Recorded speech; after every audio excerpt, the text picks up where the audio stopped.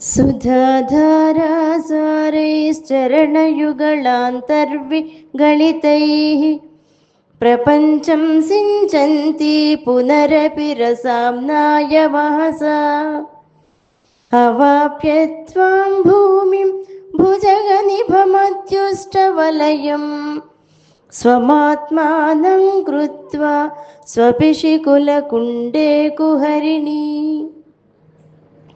ఈ శ్లోకంలో సహస్రార కమలంలో శివుడితో సాయుధ్యం పొందినటువంటి అమ్మవారు అనే కుండలిని సుషుమ్న మార్గం ద్వారా అవరోహణ మార్గంలో తిరిగి మూలాధారానికి 3.5 చుట్లతో చుట్టినటువంటి పాము వలె ఉంది అని వర్ణించబడింది.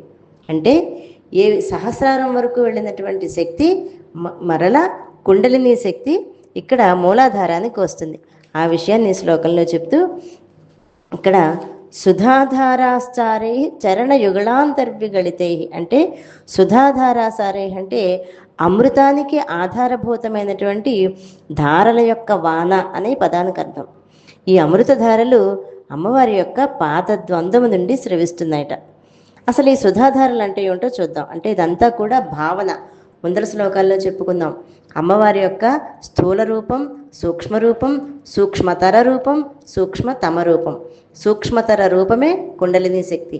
ఆ కుండలిని శక్తి ఏ రకంగా ఉంటుందో చెప్తూ మహాత్రిపుర సుందరి అయినటువంటి ఆ కుండలిని శక్తి హృదయ కమలానికి పైన ఉన్నటువంటి అర్కమండలాన్ని ఛేదించి దానిపై గల బ్రహ్మద్వారాన్ని కప్పి సహస్ర కమలంలో ఉన్న చంద్రమండలాన్ని ద్రవింపజేస్తుంది. ఆ ద్రవింపజేయడమే కుండలిని శక్తి అక్కడ ఉన్నటువంటి చంద్రమండలంలో ఉండి అమృత వర్షాన్ని ఈ సాధకుడి యొక్క ఏ వ్యక్తి అయితే సాధన చేస్తూ ఉంటాడో ఆ సాధకుడి యొక్క 72,000 నాడులలోనూ కురుస్తుంది. ఈ అమృత వర్షంతో సర్వ ప్రపంచాన్ని అంటే సాధకుడి యొక్క నాడీ మండలాన్ని తడిపి అతన్ని తృప్తి పొందింపజేస్తుంది.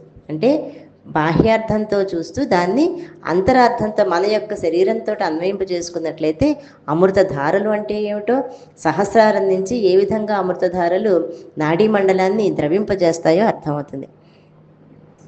తర్వాత రసాంనాయ మహసహ అంటే అమృత రసము గుణము యొక్క ఆధిక్యత కలిగినటువంటి కాంతి అంటే అమృతాన్ని మించిన కాంతి చంద్రుడి దగ్గర ఉంటుందిట. కనుక రసాంనాయ మహస్సు అని చెప్తారు. అంటే చంద్రుడు, ఆ చంద్రుడిని శంకరులు కూడా రసాంనాయ మహస్సు అనే చెప్పారు. తర్వాత అవాప్యత్వాం భూమి అంటే కుండలిని శక్తి తన భూమిని అంటే పృథివీతత్వం గల మూలాధార చక్రాన్ని ఏ విధంగా అందులో వస్తుందో చెప్తూ ముందర శ్లోకంలో మహిం మూలాధార శ్లోకంలో ఈ విషయం తెలుసుకుందాం.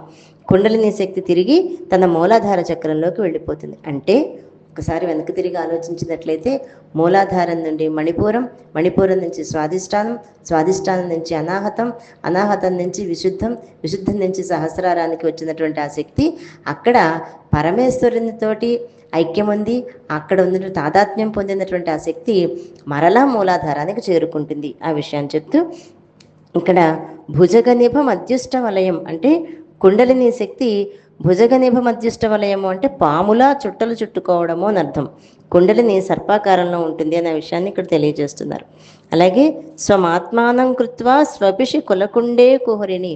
కుహరిణి అంటే తామర పువ్వులో ఉండేటువంటి ఆ సన్నని రంధ్రం. కులకుండము అంటే భూమితత్వం కల మూలాధార చక్రము అని భావము. ఈ విధంగా సహస్రారాన్ని చేరిన భగవతి అంటే అమ్మవారు తన పాదద్వయం మధ్య నుండి స్రవించే అమృతధారలతో సాధకుని నాడీ ప్రపంచాన్ని తడిపి అతన్ని తృప్తిపరుస్తుంది అని చెప్తూ ఇంకా ఈ శ్లోకానికి ఇంకా వివరణ చెప్పాలంటే మహిం మూలాధార శ్లోకంలో కుండలిని శక్తి సుషుమ్న మార్గం ద్వారా ఆరోహణ చేస్తూ సహస్రార కమలంలో శివుడితో సాయుధ్యం చెందడం గురించి తెలుసుకున్నాం.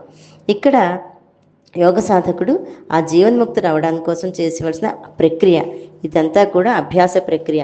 ఈ విధంగా అభ్యాసం చేసినట్లయితే సాధకుడు తప్పకుండా ఆ శక్తిని చూడగలుగుతాడు.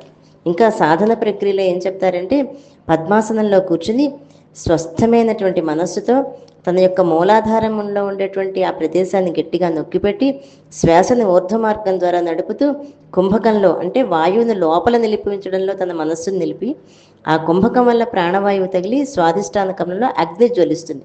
ఆ అగ్ని ప్రజ్వలిస్తున్న వేడికి చేత వాయువు తగలడం చేత నాగరాజు అంటే కుండలిని శక్తి మేల్కొంటుంది.